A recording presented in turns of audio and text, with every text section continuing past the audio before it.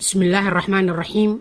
aan wax ka baranno weydiimahan kale ah what is a deficit budget and what is a surplus budget.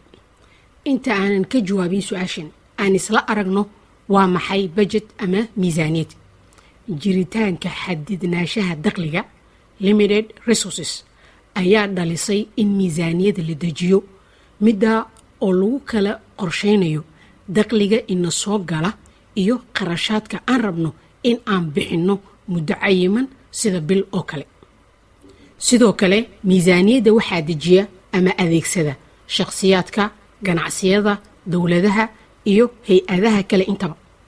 haddaan isla fahanay micnaha miisaaniyad aan u soo laabanno erebixinta koowaad oo ah surplus budget ama miisaaniyadda dheeriga ah.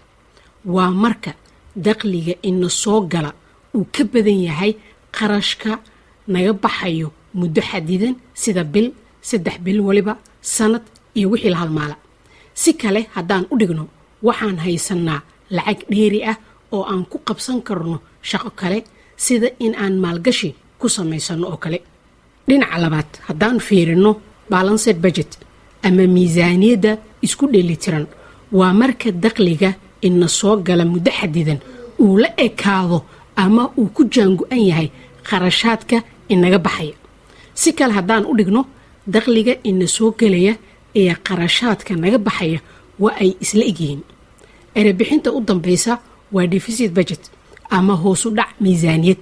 waa marka dakhliga ina soo gelaya xilli cayiman uu ka hooseeyo qarashaadka nalaga rabo in aan bixinno. si kale haddaan u dhigno lacagta nalaga rabo in aan bixinno ayaa ka badan lacagta aan haysanno. badina waxaa lagu xalliyaa hoosu dhaca miisaaniyadda in lacag la soo daynsado sida soo saaridda boon oo kale.